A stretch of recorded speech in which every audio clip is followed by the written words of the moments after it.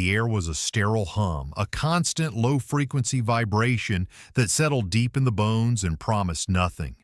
It tasted of ozone and recycled breath, the same taste it had held yesterday and would hold tomorrow. For Subject 734, whose name had been Elian once, in a life that felt like a faded photograph, this taste was the only constant. He sat on the edge of the cot, his spine a rigid line of defiance against the yielding polymer. The walls were white, seamless, curving into the floor and ceiling with an organic smoothness that was profoundly unnatural. There was no dust. There were no shadows, only a diffuse, shadowless light that bleached all color from the world, leaving only the gray of his tunic and the pallor of his own skin. He was a study in monochrome, observed, always observed. A camera, a dark, unblinking pupil, was set into the ceiling. It watched him eat the nutrient paste, sleep in regulated 8-hour cycles, and stare at the white infinity of his confinement. He had learned to build a wall behind his eyes, a place where the camera could not reach, a landscape of memory and muted rage. Today, something was different. A warmth unspooled in his belly, a slow, unfamiliar heat that had nothing to do with the facility's climate control. It was a cellular awakening, a tremor in the deep, quiet parts of him that the suppressants were meant to have silenced forever. He pressed a hand to his stomach, the fabric of his tunic thin and cool against his skin. The heat intensified, coiling like a serpent. It was not pain, it was something else, a presence, and with it came a scent. Faint at first, a ghost in the sterile air. He lifted his wrist to his nose, inhaling, nothing but the antiseptic scent of the soap they issued. Yet it was there, growing stronger, emanating from his own skin. It was the smell of ozone after a lightning strike, of petrichor rising from dry earth after the first rain. It was a scent of wildness, of things untamed and unbroken, a scent that did not belong in this place of perfect, sterile order. The door hissed open. The sound was as familiar as his own breathing, yet today it made him flinch. Commander Valerius stood in the doorway, a silhouette of imposing order against the corridor's identical white light. His uniform was black, the fabric absorbing the light, the silver insignia on his collar the only points of brilliance. He was the architect of this quiet, orderly world, the hand that enforced its sterile peace. His face was a mask of calm authority, his features sharp as if carved from granite. He never spoke more than necessary. His presence was a weight, a pressure in the air. He held a data slate, his gaze fixed on it as he stepped inside. Subject 734, he began, his voice a low baritone, devoid of inflection. Your biometric readings are anomalous. He stopped. His head lifted slowly, the movement precise, controlled. His gaze, the color of a winter sky, met Elian's. And then, something in that rigid composure fractured. Valerius's nostrils flared, a minute, almost imperceptible movement. His eyes widened, the pupils dilating, swallowing the gray. He took a step back, a reflexive, defensive motion that was utterly alien to the man's usual economy of movement. The air between them thickened, charged with a sudden, terrifying energy. Elian could feel it, a thrumming beneath his skin that mirrored the heat in his gut. The scent, his scent, was a living thing in the room now, weaving itself into the recycled air, tainting the perfect sterility. It was a declaration. I am here. I am real. Valerius's hand went to the sidearm, holstered at his hip, his fingers clenching over the grip. His jaw was tight, a muscle twitching in the hollow of his cheek. The data slate slipped from his other hand, clattering against the seamless floor with a sound that was shockingly loud in the humming silence. He did not seem to notice. His eyes were locked on Elian, and for the first time, Elian saw something behind the mask. It was not anger. It was not disgust. It was a raw, primal shock. It was the look of a man staring into the heart of a storm he never knew was gathering. "What is this?" Valerius breathed, the words barely a whisper, a crack in the granite. It was not a question for Elian. It was a question for the universe, for the collapsing pillars of his own control. The scent was in his lungs. Elian knew it. He could feel the moment it had breached the commander's defenses, a current arcing between them, invisible and undeniable. It was a key turning in a lock he hadn't known existed. The commander was an alpha. The file said so. A high-functioning, perfectly regulated alpha whose primal instincts were supposed to be as suppressed as Elian's own. But the system was failing. The scent of rain and broken earth filled the small white room, and in the commander's eyes, Elian saw the reflection of a wilderness he had only ever dreamed of. The heat inside him pulsed, a beacon in the dark. Here I am. Commander Valerius felt the world tilt on its axis. For 17 years he had served the Enclave, a bastion of order in a chaotic world. His entire existence was a monument to control. His emotions were regulated, his instincts cataloged and suppressed, his body and mind honed into a perfect instrument of the Directorate's will. He was not a man, he was a function. He was the warden of Sector Gamma, a place for anomalies, for the genetically unstable, for those whose very biology threatened the harmonious design of the Enclave. He was the wall between order and chaos. And chaos had just bloomed in the center of his most secure cell. The scent hit him like a physical blow. It bypassed his training, his chemical suppressants, the years of mental conditioning. It was a ghost signal, a forgotten language that his blood remembered with terrifying clarity. Ozone, petrichor, and something else. A deep, resonant sweetness like crushed clover and wild honey. It was Omega. An Omega scent, raw and unsynthesized, potent enough to rewrite the very air he breathed. It was impossible. There were no true Omegas left. Not like this. They had been bred out, their chaotic genetics deemed a threat to stability. The few that remained were neutered by a lifetime of suppressants, their scents a faint chemical whisper, a biological echo. But this was a storm. It coiled in his lungs, a warm, living thing that ignited a fire in his veins he had not felt since the brutal primal days of his academy training before the regimen had scoured him clean. His alpha instincts, dormant and caged for 2 decades, roared to life. A wave of possessiveness, of fierce, unreasoning protectiveness, crashed against the walls of his discipline. He wanted to close the door, to seal this cell from the world, to eliminate any other being who might catch this scent.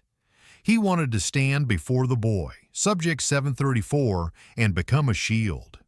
His hand tightened on his sidearm, the cold metal a grounding reality. A threat. Protocol dictated immediate action. A scent event of this magnitude was a Level 1 biohazard.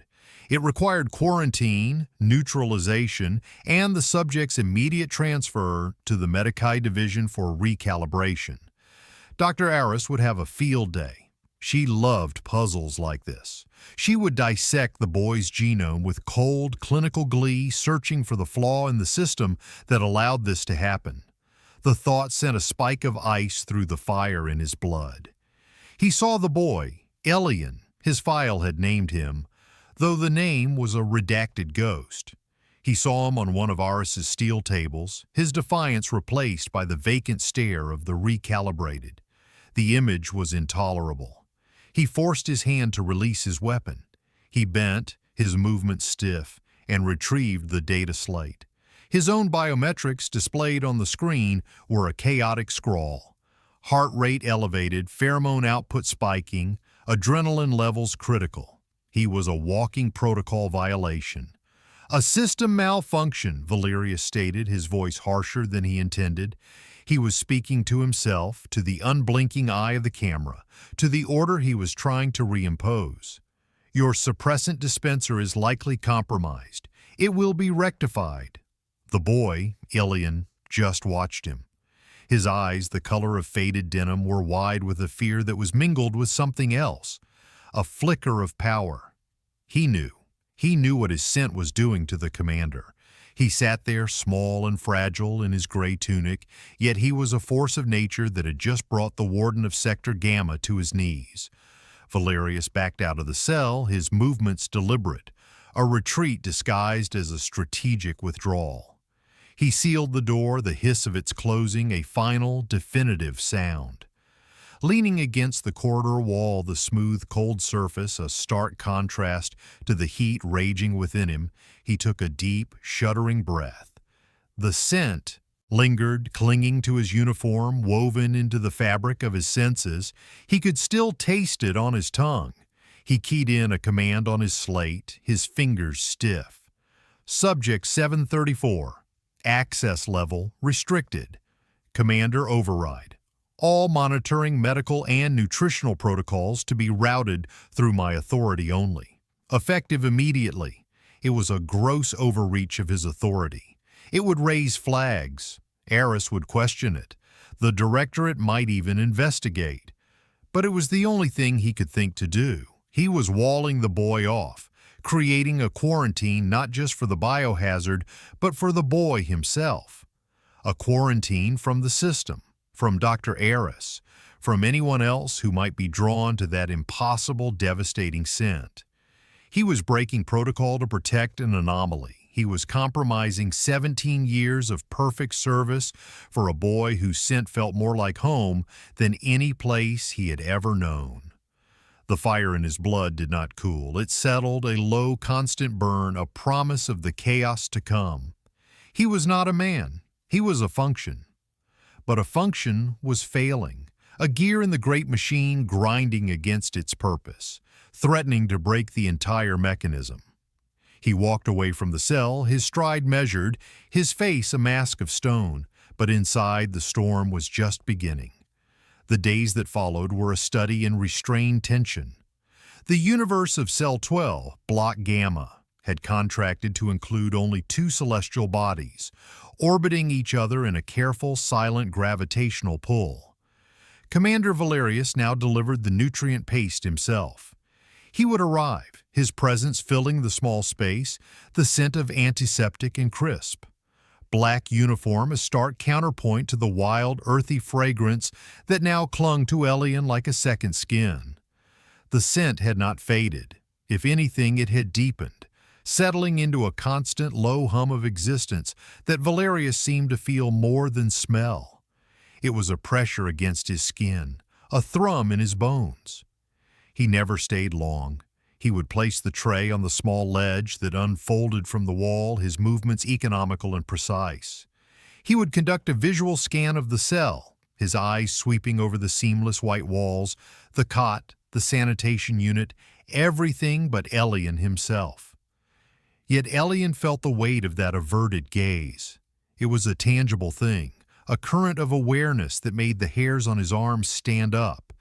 He saw the commander's control in the rigid set of his shoulders, in the way his hands were always clenched, either at his sides or behind his back. He saw the struggle and the faint tremor in his fingers as he placed the tray down, a microscopic vibration that betrayed the war being waged within him. Elian, in turn, learned a new kind of silence. His own defiance, once a brittle, angry thing, had softened, transformed into a watchful stillness. He was no longer just a prisoner. He was a catalyst. He felt the power of his own biology, a force he had never known he possessed. It was terrifying and exhilarating. He started to test it in small, subtle ways. He would sit on the cot, not on the edge, but further back, forcing the commander to take an extra step into the room. He would hold the commander's gaze for a second longer than was prudent, a silent question in his eyes. He watched the man's composure flicker, a momentary disturbance on a placid surface, before it smoothed over again. One cycle, the commander brought the paste and hesitated at the door. "The dispenser malfunction has been logged," he said, his voice flat, reciting a report. A new filtration unit is required. There is a supply chain delay. It was a lie. A clumsy, transparent lie. Elian knew it. Valerius knew it. The lie hung in the air between them, more intimate than any truth. It was an admission, a confession. I am protecting you. Why? The question echoed in the silent spaces of Elian's mind. He was an anomaly, a defect. The system did not protect defects. It erased them. He remembered a life before this, flashes of green, the feeling of rain on his skin, the warmth of a hand holding his. He remembered being taken, the scent of ozone from the guards, stun batons, the cold fear. He had been categorized as a latent omega, a genetic throwback. They had brought him here to be managed, to be suppressed until the flaw in his bloodline was silenced forever. The commander and agent of that very system was now its sole buffer. A memory surfaced, unbidden. Rain. Not the recycled, purified water of the facility's sanitation cycle, but real rain. He was small, hiding under the eaves of a wooden house, the smell of damp earth and wet wood filling his senses. A woman, his mother, her face a blur, was calling his name. Elian, a name that felt foreign on his own tongue. The sin in the cell intensified with the memory, the petrichor note becoming stronger, richer.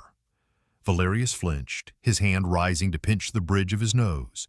He looked tired. There were new lines etched around his eyes. "Eat," he commanded, his voice rough before turning and leaving, the door hissing shut with a note of finality. Elian picked up the nutrient paste. It was warmer than usual, a small, almost imperceptible change.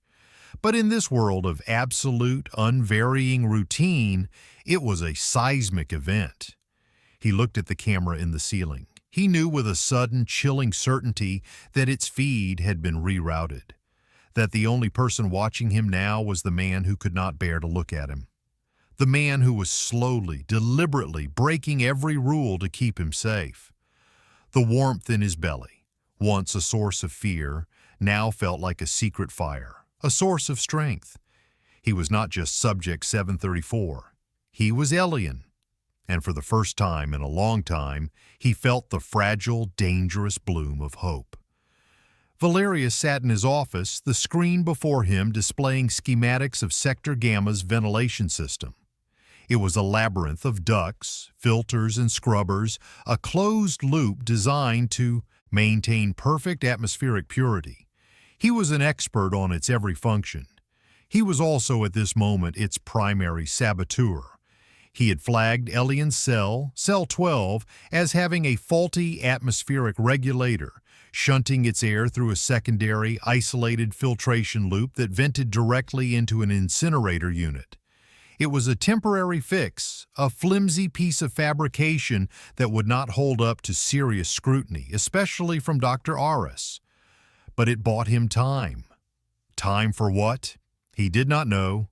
He minimized the schematic and pulled up Elian's file. Subject 734. Designation, Omega, latent. Age, 19.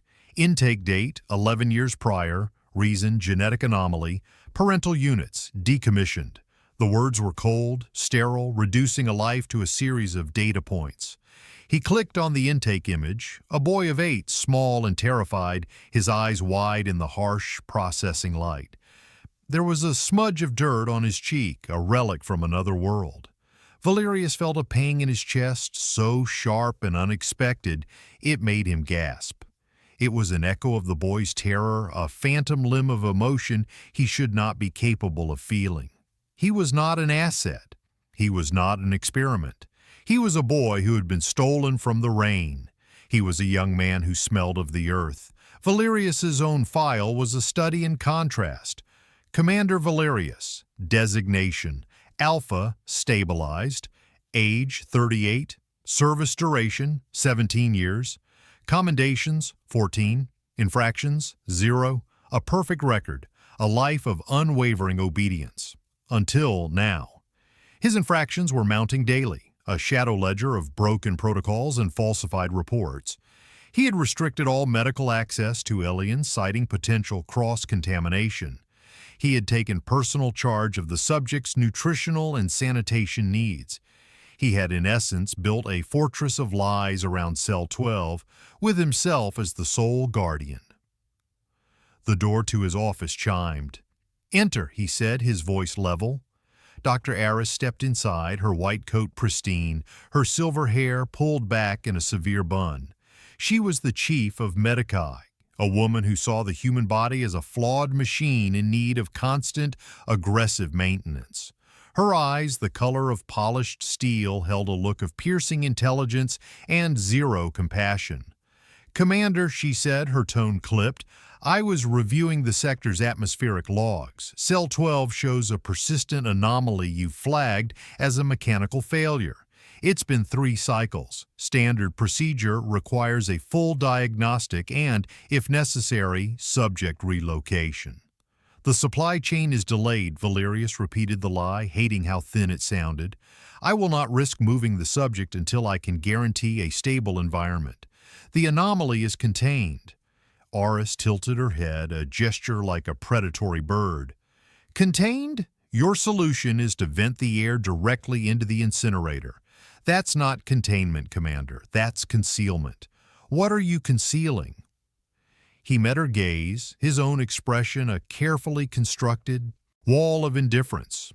"I am following hazard protocols to the letter, Doctor. My priority is the stability of this sector. The subject is a non-entity. The mechanics of his containment are my concern, not yours." A flicker of something, annoyance, suspicion, crossed her face. "The subject is a fascinating biological puzzle. His initial readings before you locked down the file showed a complete suppressant cascade failure. I've never seen a latent omega gene express itself so spontaneously. I want to study him." "No," Valerius said. The word was quiet, but it held the weight of an iron door slamming shut. It was a direct refusal of a superior officer in another division. It was an act of insubordination. Aris's thin lips tightened. "Your concern for the stability of the sector is admirable, Commander, but your methods are becoming irregular. Be careful your dedication to the machine doesn't cause you to become a faulty component yourself." She turned and left, her footsteps silent on the polished floor. Valerius felt a cold dread settle in his stomach. She knew. She didn't know the specifics, but she sensed the deception. She saw him as a faulty component. And in the Enclave, faulty components were not repaired. They were replaced.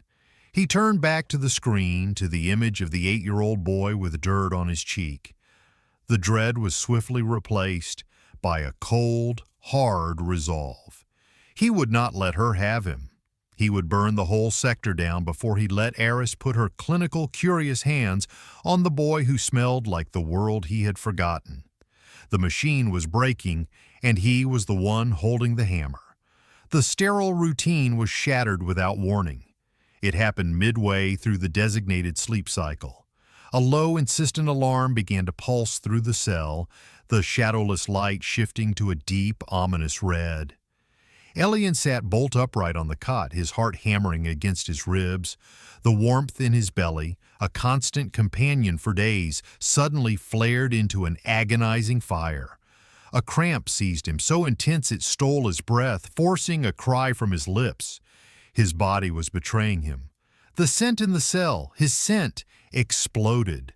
No longer a gentle fragrance of rain and earth, but a thick, desperate wave of distress, laden with notes of panic and a deep, cloying sweetness that was utterly new. It was the scent of a flower breaking open, of fruit ripening to the point of decay. It was heat. The door hissed open, not with its usual quiet efficiency, but with a frantic, grinding sound. Valerius stood there, not in his immaculate uniform, but in the simple gray fatigues he wore in his private quarters. His hair was disheveled, his face stark with alarm. He had his sidearm in his hand. His eyes, wide and dark in the red light, found Elian, who was now curled on the cot, clutching his stomach. "What's wrong?" Valerius demanded, his voice a low growl. He was across the room in 2 strides, kneeling by the cot, the heat from his body a palpable force. He didn't seem to notice the alarm, the red light, only the boy. The scent, thick and potent, washed over him. It was no longer a question, it was a demand. It was a biological imperative that screamed protect, claim, soothe. His alpha instincts, the ones he had fought so hard to contain, surged with the force of a tidal wave. He could feel his own scent rising in response, a low rumbling fragrance of pine and cold stone, a scent of dominance and shelter. "It hurts," Elian gasped, his body trembling. Another wave of pain crashed through him. "Make it stop." Valerius's training, his protocol, every rational thought screamed at him to back away, to call Medicae, to sedate the subject. But his instincts, now fully in command, had a different answer. He reached out, his hand hesitating for a fraction of a second before it rested on Elian's shoulder. The contact was electric. A jolt passed between them, a current of pure, unadulterated biology. Elian's trembling lessened slightly, his body instinctively leaning into the touch. Valerius's hand was large, warm, a grounding weight in the storm of pain and panic. "Preheat," Valerius murmured, the diagnosis torn from a part of his mind he hadn't accessed in years. The suppressant cascade didn't just fail, it reversed. It triggered a full maturation. This was a disaster of unimaginable proportions. An omega in heat in the middle of the most secure sector of the enclave. It was a biological bomb. The alarms were likely blaring throughout the sector, triggered by the sheer potency of the pheromones flooding the ventilation system he had so carefully rigged. His flimsy deception was in ruins. Aris would be here any second. He had to make a choice, the system or the boy, his duty or his instinct. He looked down at Elian, whose face was pale with sweat, his eyes hazy with pain but fixed on him, a desperate plea in their depths. The choice was already made. It had been made the moment he first caught that impossible scent. "Listen to me," Valerius said, his voice low and urgent, his grip on Elian's shoulder tightening. "They will come for you. They will take you to Medicae. They will recalibrate you. Do you understand?" Elian's eyes widened with terror. He understood. Recalibration was a euphemism for a living death, a chemical lobotomy that left the body functioning but the mind vacant. "Don't let them," Elian whispered, his voice cracking. Valerius's gaze was fierce, a fire in the red gloom. He reached for the emergency medical kit on his belt, his movement swift and sure. He pulled out a high-dose suppressant injector, the one reserved for violent psychotic breaks. "This will stop it," he said, "but it will be hard. It will feel like dying." He paused, his eyes holding Elian's. "I need you to trust me." Elian gave a short, jerky nod, his teeth chattering. Valerius ripped the tunic at Elian's shoulder, exposing the pale skin. He pressed the injector against it. For a moment he hesitated. He was about to inject the very chemical that had kept this boy numb and imprisoned for years. He was about to silence the very essence he was fighting to protect. The irony was a bitter acid in his throat. But it was the only way to hide him, to make him invisible to the approaching hunters. The footsteps were audible now, heavy and rhythmic, echoing in the corridor. "Don't tempt me," Valerius whispered, the words a raw, desperate prayer meant for himself, for the boy, for the universe. He was not talking about the heat, not about the scent. He was talking about the temptation to throw himself in front of the door, to fight them all, to let the alpha loose and burn this world to ash for the sake of this one boy. It was a temptation he was barely resisting. He pressed the injector. The hiss of the compressed gas was loud in the sudden silence as the sector-wide alarm cut out, replaced by the localized thud of boots outside the door. Elian cried out, his body arching in a silent scream as the cold, brutal chemistry flooded his system, extinguishing the fire. The vibrant scent of rain and clover was snuffed out, replaced by the sterile, metallic tang of medication. Valerius pulled back, his hand shaking. The boy went limp, his consciousness fading. The door to the cell was blasted open. Guards in full biohazard suits flooded in, their weapons raised. Behind them, Dr. Eris stood, her face a mask of cold fury. "Commander Valerius," she said, her voice like chipping ice, "you are relieved of duty. The subject is now under the authority of the Medicaid Division. Take him." Valerius did not move. He knelt beside the cot, a shield between the guards and the unconscious boy on the bed. He slowly rose to his feet, placing his body deliberately in their path. His hand rested on the grip of his sidearm. The temptation was a roaring fire. The aftermath was a cold, quiet war. Valerius was not arrested, but he was sidelined. Confined to his quarters pending a formal inquiry, his command function suspended.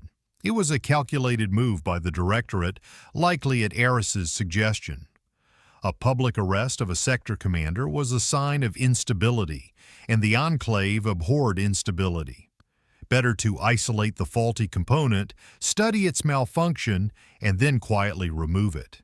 He sat in his sterile quarters, a larger, better-appointed version of Elian's cell, and felt the boy's absence like a phantom limb. The scent was gone from the air, but it was seared into his memory, a permanent part of his sensory landscape. He could call it up with perfect clarity, the petrichor, the clover, the desperate, sweet intensity of the heat. He was being watched, of course.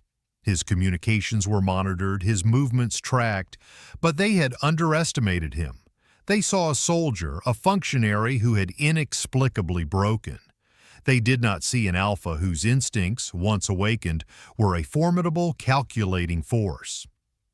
He had spent 17 years learning the systems of the Enclave, its protocols, its weaknesses.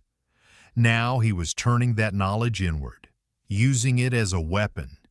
He accessed the system through backdoors he himself had designed for security audits, his fingers flying across the surface of a contraband data slate he had kept hidden for years.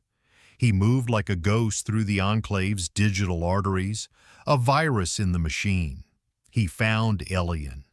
He was in the deep Medici wing, a place from which subjects rarely returned, designated for intensive recalibration.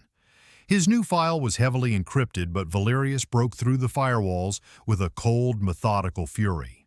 Subject 734. Status: unstable. Diagnosis: acute genetic reversion. Prescription: full spectrum. Pheromonal neutralization and psychotropic reconditioning.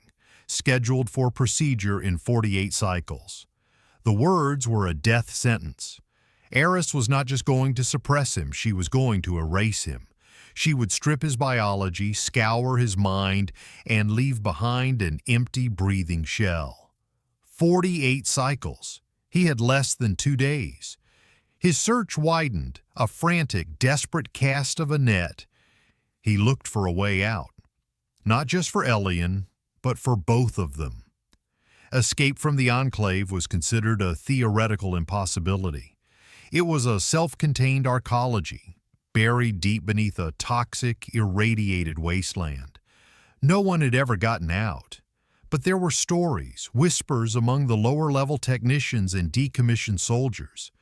Rumors of a place called the Sanctuary, a rogue settlement of genetic anomalies and exiles, hidden somewhere in the wasteland. It was a myth, a fairy tale told to give the hopeless a reason to keep breathing. Valerius had always dismissed it as such. Now he hunted for it with the fervor of a true believer. He cross-referenced old transport manifests, forgotten geological surveys, and redacted communications from the Enclave's founding days.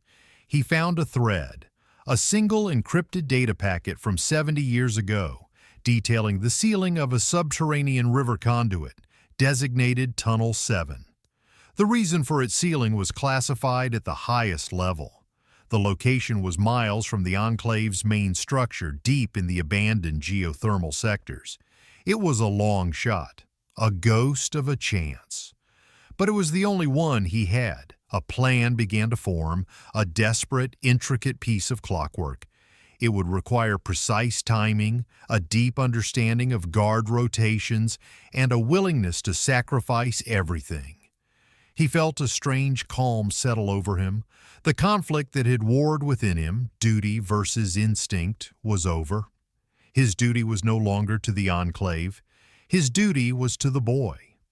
He thought of Elian lying in a deep Medicae cell, the fire of his true nature extinguished by Aris's cold chemicals.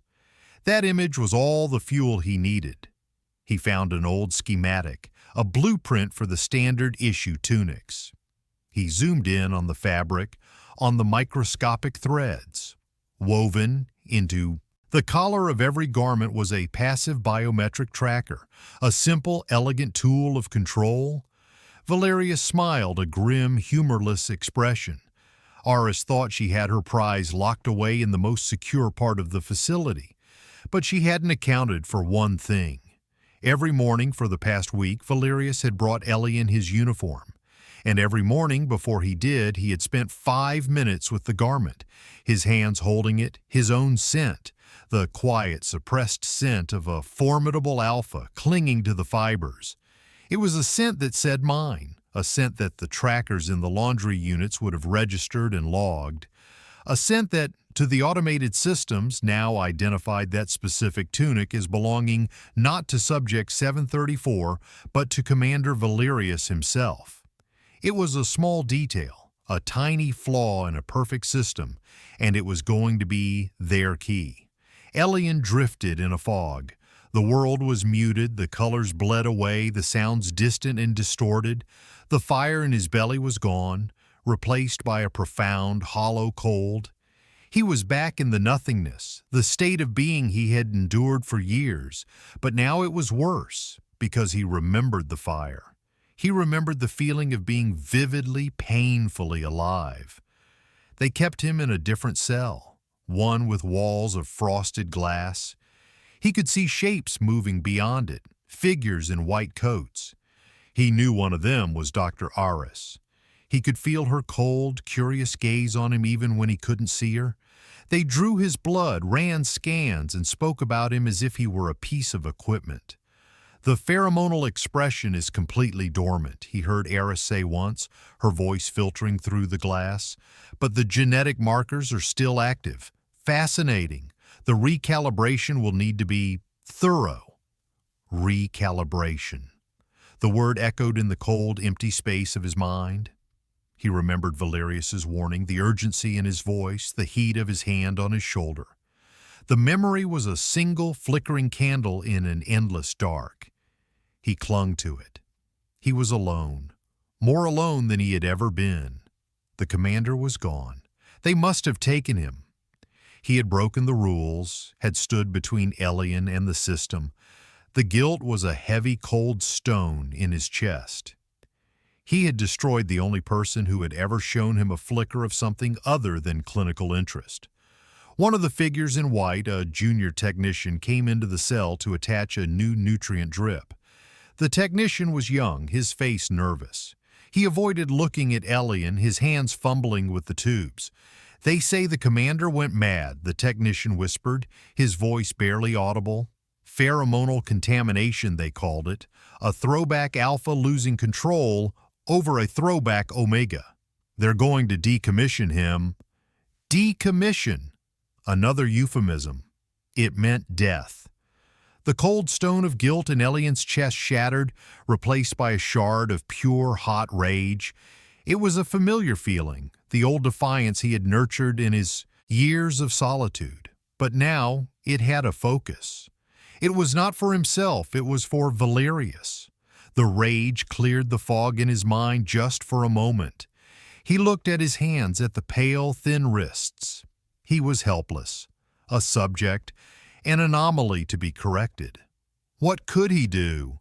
He closed his eyes, searching for the memory of the fire. He tried to summon the scent, the feeling of life, but there was only emptiness. The suppressants Aris was pumping into him were absolute. He was a ghost. Later, they brought him a new tunic, the standard gray garment. He pulled it on, the fabric cool against his skin. As he settled the collar, his fingers brushed against the fabric at the back of his neck. And he smelled it. Faint, so faint it was barely there, a ghost of a ghost, pine and cold stone, valerius. The scent was a secret message, a promise. It was illogical. It made no sense. But it ignited the candle of hope in his mind into a steady flame. He was not alone. The commander was still fighting. Elian sat on the edge of his cot, the rage cooling into a hard, diamond-sharp resolve. He would fight too. He didn't know how, but he would not be a ghost. He would not let them erase him. He would not let Valerius's sacrifice be for nothing. He looked at his reflection in the frosted glass. He saw a pale, thin boy in a gray tunic. But for the first time, he saw something else in his own eyes.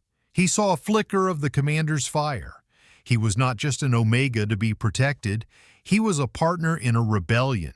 He was only just beginning to understand. He pressed his fingers to the collar of the tunic, to the ghost of a scent, and held on. The fog in his mind receded. The world was still gray, but it was no longer empty. It was a battlefield. The plan was in motion. Valerius moved through the Enclave's restricted zones like a phantom. His confinement was a joke.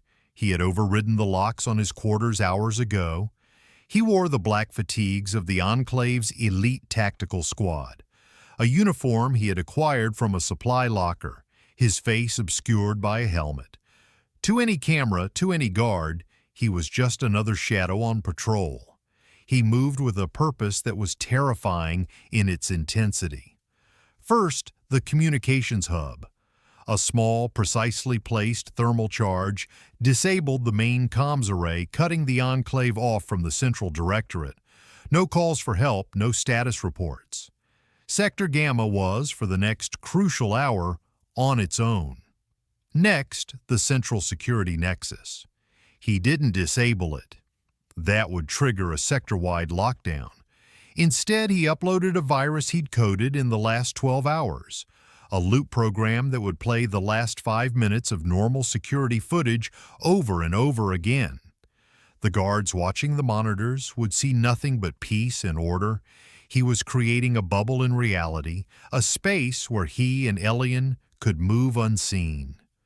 The final piece of the puzzle was the most dangerous. Deep Medicae. He stood in a service corridor, the wall humming with the power conduits that fed the wing. He looked at his chronometer. 3 lakh, the shift change, the moment of maximum chaos and minimum oversight. He placed a hand on the wall, feeling the thrum of the energy flowing through it. He had a choice. He could overload the system, creating a power surge that would knock out the lights and locks, creating a diversion. But that was messy, unpredictable. Aris would have contingency plans for a power failure. He chose a more elegant, more brutal solution. He found the conduit for the atmospheric controls. Not the air itself, but the delicate system of pressure balances and gas mixtures that kept the Deep Medica labs sterile. He accessed the control panel, his fingers a blur. He didn't shut it down. He introduced a single corrupting piece of code, a command to slowly, almost imperceptibly, replace the oxygen with pure, inert nitrogen. It wouldn't be an explosive decompression. It would be a gentle, silent suffocation. The sensors would register it too late. The staff would grow dizzy, confused, and then fall asleep. A non-lethal, terrifyingly effective solution. He gave it 5 minutes, then he strode into the Deep Medic's wing as if he belonged there. The corridors were silent. A few figures in white coats were slumped over their consoles, asleep. He passed the main labs, the observation rooms. He ignored them. He was headed for the holding cells. He found cell 4, Elian's cell. Through the frosted glass, he could see the boy's silhouette, sitting on the cot perfectly still, waiting. Valerius keyed in the access code. The door hissed open. Elian looked up.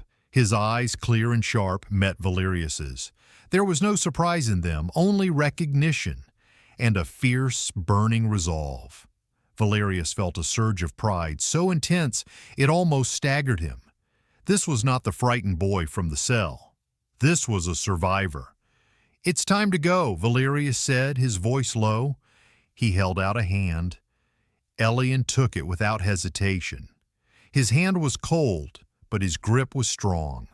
The contact sent another jolt between them, not of biology this time, but of pure shared intent, a bond forged in defiance. "The tunic," Valerius said, pointing to Elian's collar. "The tracker identifies you as me. To the automated systems, you have my clearance level. Stay close. They will open for you." They moved through the silent corridors, a commander in black and a boy in gray, two ghosts in the heart of the machine. Doors hissed open before them, security checkpoints registered Elian's tracker and saw Commander Valerius. The illusion held. They were descending deeper and deeper into the bowels of the Enclave, into the old forgotten sectors. The air grew warmer, thick with the smell of dust and old machinery. This was the industrial zone, the foundation upon which the sterile white world above was built. "Where are we going?" Elian asked, his voice quiet but steady. "Out," Valerius said. It was the only answer that mattered. They reached a heavy blast door, rusted and ancient. "Tunnel 7, restricted." The words were a final barrier. "This is as far as the tracker will get us," Valerius said. He began to work on the manual lock, a complex series of wheels and levers. "From here, we're on our own." As the last tumbler clicked into place, a voice echoed down the corridor behind them, cold, precise, furious. "You are a fool, Commander." Dr. Aris stood at the far end of the corridor. She was not wearing a white coat. She was in a simple black uniform, a high-powered energy pistol in her hand. Beside her were two elite guards, not asleep, their helmets making them anonymous, terrifying figures. She must have had her own isolated air supply. She was always prepared. "Did you really think I wouldn't have a personal contingency?" she asked, her voice dripping with scorn. "Did you think I wouldn't notice my prize being stolen from under my nose? You have contaminated a perfect instrument of our will with your own pathetic primal sentimentality." Valerius pushed Elian behind him, shielding the boy with his own body. He drew his own weapon.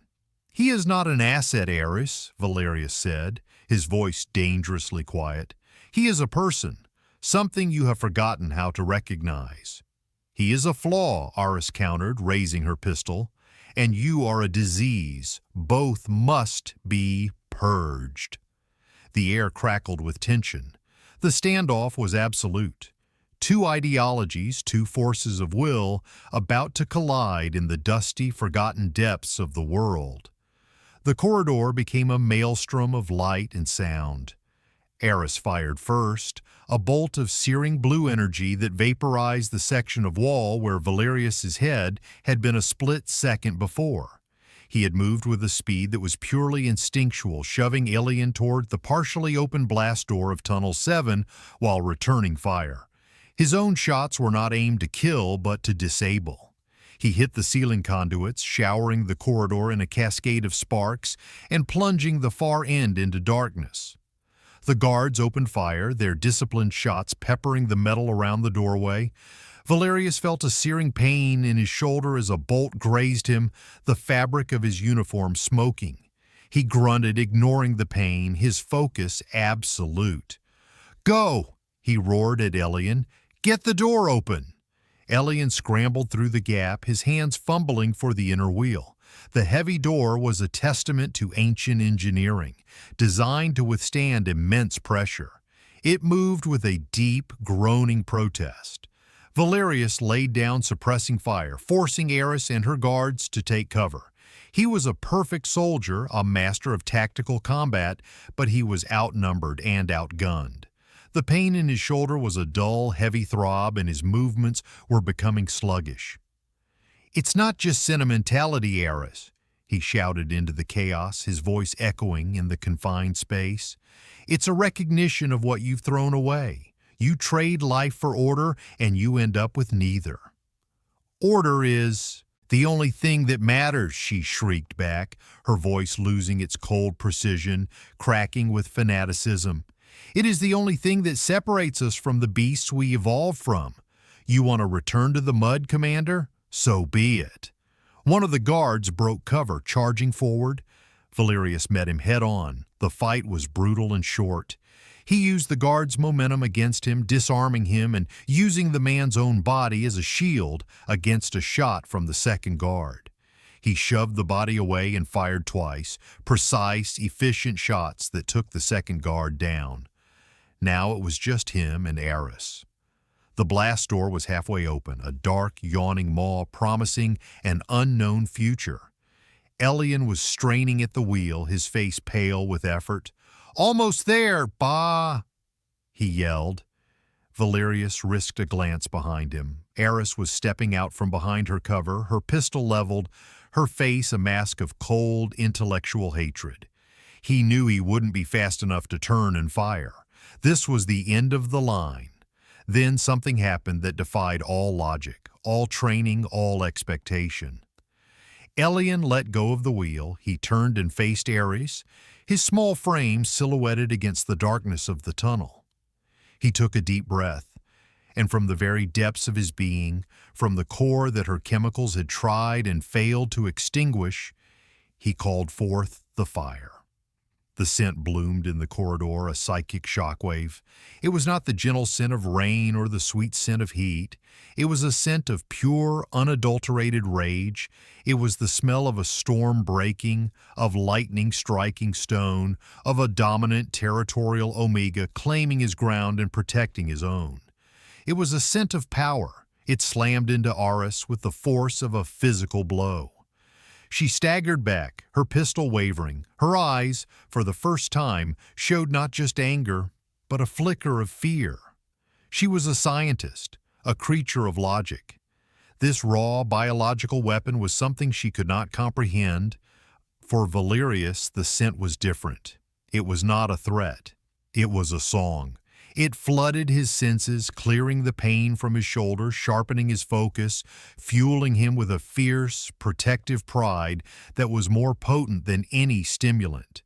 He saw Elian, not as a victim to be saved, but as an equal, a partner, a force of nature in his own right. That single moment of hesitation was all Valerius needed. He lunged, not at Eris, but at the wall controls for the emergency fire suppression system. He smashed the panel with the butt of his pistol. Heavy foam began to pour from the ceiling, thick and disorienting. Aris screamed in frustration as the corridor filled with a blinding white cloud. Valerius grabbed Elian's arm. "Now!" They plunged into the darkness of Tunnel 7, and Valerius slammed his good shoulder against the release lever. The great blast door, freed from its ancient gears, slid shut with a deafening final boom that sealed their old world away forever. They stood in absolute darkness, the only sound their own ragged breaths and the frantic pounding of their hearts. The air was cool and damp, smelling of stone and deep ancient water. Valerius leaned against the cold metal of the door, the adrenaline beginning to fade, leaving only the sharp, throbbing pain in his shoulder. Elian's hand found his in the dark. His fingers were still cold, but they laced through Valerius's with a steady, reassuring strength. "You're hurt," Elian said, his voice soft in the immense silence. "It's nothing," Valerius lied, but his breath hitched. Elian's other hand came up, touching the smoking fabric at his shoulder. A soft warmth spread from his fingertips, a strange, gentle energy that seemed to soothe the raw edges of the pain. "We're free," Elian whispered, the words full of a fragile, wondrous disbelief. Valerius tightened his grip on the boy's hand. He looked into the impenetrable darkness ahead, a path leading to a myth, to a wasteland, to an uncertain future. He was a traitor, a fugitive, a broken soldier. He had lost everything, but as he stood there, his hand in Elian's, the ghost of a defiant, powerful scent clinging to the air. He felt for the first time in his life that he had finally come home. "Yes," Valerius said, his voice rough with an emotion he couldn't name. "We are." The darkness was a physical presence. It was a silence so profound it felt like a weight against their eardrums. They stood for a long moment, anchored to the cold steel of the blast door, the only solid thing in an uncertain universe. The air tasted of wet stone and millennia of stillness. It was the first truly natural air Elian had breathed in over a decade, and it felt both alien and deeply familiar. He could feel Valerius beside him, a warm, solid shape in the void. He could feel the tremor of exhaustion and pain running through him. The scent of the commander, pine and stone, was sharp and clear, no longer suppressed, mingled with the acrid tang of burned fabric and blood. "We need to move," Valerius said, his voice a low rumble that the darkness seemed to swallow. "They'll try to open the door." "Can they?" Elian asked, his own voice a hesitant whisper. "Eventually, but this tunnel is on the oldest schematics. It's not a priority. An heiress won't report her failure. Not right away. She'll try to handle it herself. It buys us time." Valerius released his hand and Elian felt a momentary pang of loss. A faint click and then a narrow pale beam of light cut through the black. Valerius was holding a small utility light scavenged from the guard he'd fought. The beam illuminated a tunnel that stretched away into infinity. It was circular, lined with massive weeping stones, a testament to an age of engineering long past. A shallow channel of water, black and still, ran down the center. "The old river conduit," Valerius said. "It should lead west, away from the Enclave's core. If the stories are true, it's our best chance." They started, walking, their footsteps echoing in the vast, silent space. Valerius moved with a stiff, pained gait, his left arm held rigid at his side. Elian stayed close, his eyes scanning the darkness beyond the small circle of light. The fear was still there, a cold knot in his stomach, but it was overlaid with a strange sense of calm. The world had been reduced to this, one step at a time, one breath at a time, with this man at his side. The boy who had been a subject and the commander who had been a function were gone. In their place were two fugitives, stripped of everything but each other. "Your scent," Valerius said after a long silence, his voice strained. "Back there. I've never encountered anything like it." Elian thought of the moment, the surge of power, the feeling of his own will imposing itself on the world. "I didn't know I could do that," he admitted. "I was just angry. I didn't want her to hurt you." The simple, honest admission hung in the air between them. Valerius stopped walking, turning to look at him. The utility light, held low, cast his face in sharp angles of shadow and light. The granite mask was gone. In its place was a raw vulnerability that took Elian's breath away. "No one has ever fought for me," Valerius said, the words sounding as if they were being pulled from a great depth. "My existence has been one of service, to the system, to the Enclave, to the idea of order." "That's not living," Elian said softly. "It's confinement, just a larger cell." Valerius's eyes, dark pools in the dim light, held his. "I am beginning to understand that." He reached out with his good hand, his fingers gently brushing a stray lock of hair from Elian's forehead. The gesture was tentative, tender, and it sent a jolt of warmth through Elian's entire body. It was a touch that asked for nothing, that simply was.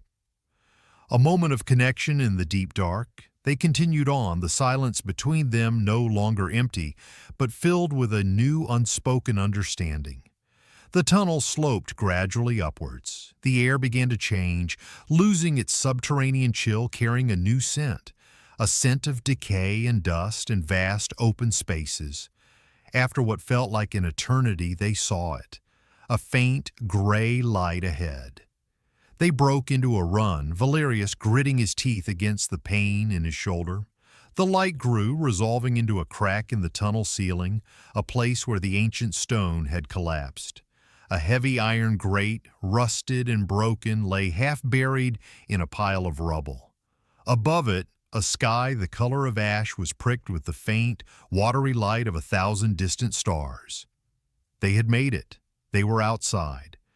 Valerius boosted Elian up through the hole. Elian scrambled out onto a surface of cracked gray earth. He turned and helped pull Valerius through, the commander's face tight with pain as he emerged.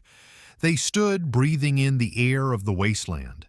A cold wind whipped around them, carrying the taste of dust and chemical taint.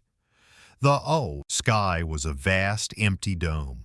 In the distance, skeletal ruins of an ancient city clawed at the horizon. There was no green, no life, only a profound, desolate emptiness. It was not the world Elian remembered from his fragmented childhood memories. It was a graveyard. But it was real. He could feel the wind on his skin, the grit of the dust under his feet.